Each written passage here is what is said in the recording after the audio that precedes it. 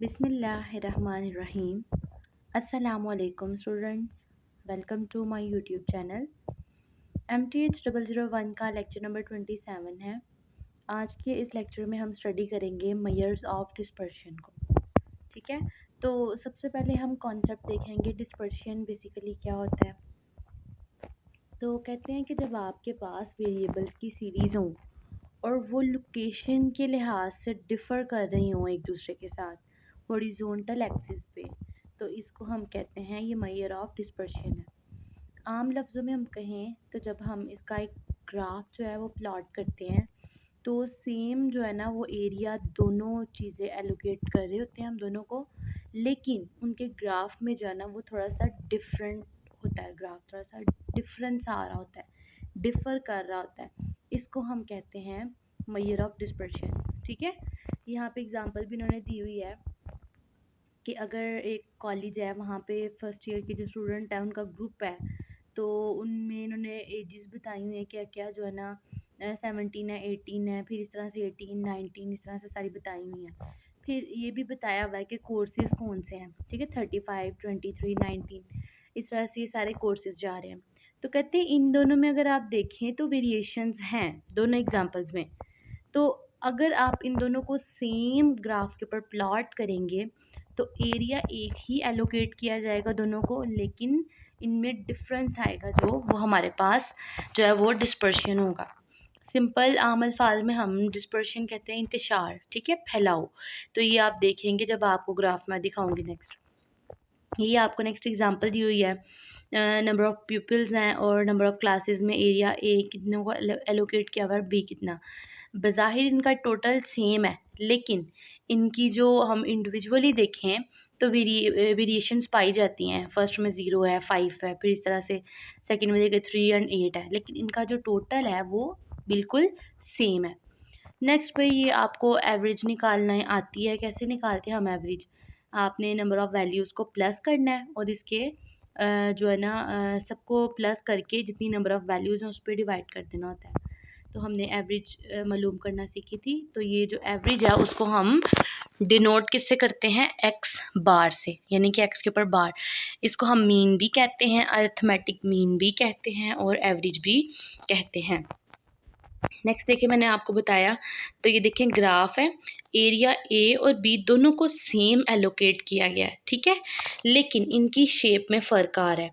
ये जो आपको बी का डॉटेड एरिया नज़र आ रहा है ना, ये आपके पास मेजर ऑफ डिस्पर्शन है। ठीक है, नेक्स्ट देखें क्या कहते हैं। आपके पास टू काइंड्स हैं मेजर ऑफ डिस्पर्शन की। एक होता है एब्सोल्यूट और एक होता है रिलेटिव। एब्सोल्यूट डिस्पर्शन जो होता है ना, इसमें आप मेजर करते हो डाटे को, सेम डाटे को आप यूनिट्स में जो है ना वो मेजर करते हो। ठीक है, यहाँ पे स्क्वायर्स ऑफ यूनिट्स में, जैसे रुपीज़ हो गया, किलोमीटर, इस तरह से किलोग्राम सॉरी मीटर्स में आप डाटे को मेजर करते हो। जबकि रिलेटिव जो मेजर ऑफ डिस्पर्शन है उसमें आप डाटे को एक्सप्रेस करते हो रेशियो की फॉर्म में, कोफिशिएंट ऑफ परसेंटेज में आप करते हो डाटे को, यहाँ पे इंडिपेंडेंट यूनिट्स ऑफ मेजरमेंट पे। ठीक है, तो ये जो दो आपको डेफिनेशंस नज़र आ रही हैं आपने इनको रीड कर लेना है, MCQs के तौर पर आ सकता है। फिर आपको आ जाती हैं 4 मेजर ऑफ डिस्पर्शन। वो कौन सी हैं? रेंज है, क्वार्टाइल डेविएशन है, मीन डेविएशन है एंड स्टैंडर्ड डेविएशन है। नेक्स्ट लेक्चर्स में आप इनको जो है ना वो ब्रीफली स्टडी करेंगे। तो रेंज क्या होती है? रेंज हम बेसिकली अगर हम बात करते हैं तो हम कहते हैं ना हमने इस रेंज में लेनी है, यानी कि कितनी आपकी जो है ना वो कैपेसिटी है, कितनी जो है ना आप चीज़ को अफोर्ड कर लेते हैं। तो इसमें जो है ना रेंज क्या होगा कि एक लिमिट दी होगी। बेसिकली रेंज कहते हैं लिमिट को। तो रेंज किसके इक्वल होती है? डिफरेंस होता है। रेंज जो है ना वो डिफरेंस होता है मैक्सिमम वैल्यू में और मिनिमम वैल्यू में। ठीक है, ये जो XM है ना, इसका मतलब है जो आपके पास मैक्सिमम वैल्यू होगी उसमें से आपने X0 यानी कि मिनिमम वैल्यू को माइनस कर देना, यानी कि हाईएस्ट में से अगर हम लोएस्ट को माइनस कर दें, डिफरेंस इनका जो होता है वो हमारे पास आता है रेंज होता है। ठीक है, तो नेक्स्ट देखिए इन्होंने ये चीज़ बताई है, देखें XM और X0 जो है ना इनके दरमियान का जितना फासला है ना, ये सारा का सारा हमारे पास रेंज है। नेक्स्ट उन्होंने जो है ना आपको मिड रेंज फाइंड करनी बताई हुई है, वो कैसे करते हैं। तो यहाँ पे जो है ना आपने फाइनल रिजल्ट है ना सिर्फ उसको याद रखना है, क्योंकि बाकी कटिंग हो जानी है। तो आपके पास आ जाएगा X M minus X not divided by 2।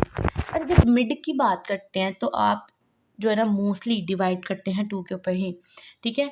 तो जैसे आपने अगर मैथ में पढ़ा हो मिड पॉइंट्स फाइंड करते हैं, तो हमारे पास 2 वैल्यूज़ है तो उसको हम 2 पे ही डिवाइड करते हैं। तो मिड बेसिकली हाफ को कहते हैं ना। तो आपने क्या करना है, जो रेंज आपका फार्मूला है उसको 2 पे डिवाइड कर दें, तो आपके पास आ जाएगी आ जाएगा आपके पास क्या आएगा, ये आपके पास आ जाएगी मिड रेंज, ठीक है।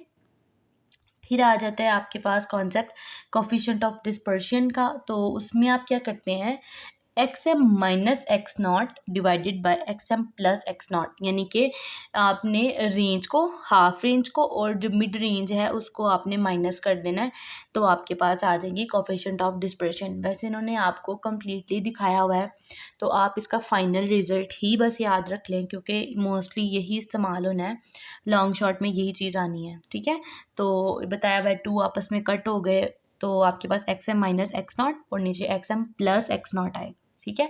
आपने गलती नहीं करनी, याद रखना है कि ऊपर जो है वो माइनस है और नीचे जो है वो प्लस है, ठीक है। X M minus X not divided by X M plus X not, साथ साथ आप इनको याद करते जाएं।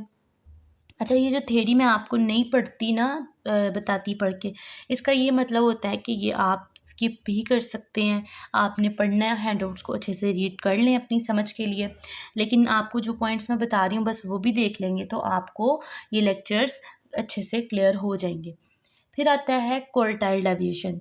क्वार्टाइल डेविएशन में हम क्या करते हैं, आपके पास जो थर्ड क्वार्टाइल होती है उसमें से हम माइनस करते हैं फर्स्ट क्वार्टाइल को और डिवाइड कर देते हैं 2 पे। तो ये हमारे पास क्वार्टाइल डेविएशन होती है, ठीक है। ये क्या होती है, half of the difference between third and first quartile, ठीक है। तो इसका एक और नाम भी है सेमी इंटर क्वार्टाइल रेंज। तो ये आपके पास एमसीक्यूज आ जाता है कि जो क्वार्टाइल डेविएशन है उसका एक और नाम है, वो क्या है, तो वो सेमी इंटर क्वार्टाइल रेंज है। तो ये जो है ना आपने इन फार्मूलाज़ को अच्छे से याद करना है, लिख के याद करें जैसे भी याद करें, ये आएंगे तो आपको जो है ना पेपर अच्छे से अटैम्प्ट होगा। फिर इन्होंने बताया हुआ इंटर क्वार्टाइल रेंज क्या होती है, जो आपके पास क्वार्टाइल 1 और क्वार्टाइल 3 के दरमियान जो आपके पास डिस्टेंस है ना, वो इंटर क्वार्टाइल रेंज कहलाता है, ठीक है, जिसको हमने क्वार्टाइल डेविएशन भी बोलते हैं और सेमी इंटर क्वार्टाइल रेंज भी कहते हैं, ठीक है। उसके बाद देखिए यहाँ पे आपको सेकंड पैराग्राफ की फर्स्ट लाइन नज़र आ रही होगी, the quartile deviation has an attractive feature that the range median plus Q D contains approximately 50% of the data. कहते हैं कि आप जो है ना क्वार्टाइल डेविएशन में अगर मीन को प्लस कर लेते हैं, मीडियन को सॉरी, तो आपके पास 50% डाटा जो है ना वो इसी में आ जाता है, ठीक है। फिर देखें ये बात इन्होंने बताई हुई है कि जो देखिए सेंटर है ना वो आपके पास मीडियन है, तो मीडियन आपके पास होता है हाफ, ठीक ठीक है। तो वो आपके पास अप्रॉक्सीमेटली 50% ही होता है मीडियन। ये आपने बात ध्यान में रखनी है, आ सकता है एमसीक्यूज के, मीडियन कितना होता है, 50% होता है आपके पास। फिर इन्होंने आपको एक एग्जांपल दी हुई है जिसमें आपने क्वार्टाइल डेविएशन फाइंड करनी है। तो उसका जो है ना फार्मूला लगाया हुआ है कि कंपनी, देखिए फर्स्ट क्वार्टाइल गिवन है, मीडियन गिवन है और थर्ड क्वार्टाइल। तो करना क्या है, आपने जो आपके पास थर्ड क्वार्टाइल है ना उसमें से माइनस कर देना फर्स्ट को। थर्ड क्वार्टाइल कंपनी एक्स में देखें 270 शेयर्स हैं और फर्स्ट क्वार्टाइल के 60, तो 270 में से 60 को माइनस करके 2 पे डिवाइड करेंगे तो आपके पास शेयर्स आ जाएंगे एक्स के। और जब आप वाई के लिए करेंगे तो 210 में से माइनस करेंगे 165 को, डिवाइड कर देंगे 2 पे, तो 22 शेयर्स आपके पास वाई के लिए आ जाएंगे। तो इस तरह से आप क्वार्टाइल डेविएशन फाइंड कर लेंगे, ठीक है। नेक्स्ट यही बताया हुआ आपको इन्होंने क्वार्टाइल डेविएशन के लिए कि थर्ड क्वार्टाइल में से फर्स्ट क्वार्टाइल को माइनस करके 2 पे डिवाइड करें तो हमारे पास क्वार्टाइल डेविएशन आ जाता है, जिसको हम सेमी इंटर क्वार्टाइल रेंज भी कहते हैं, ठीक है।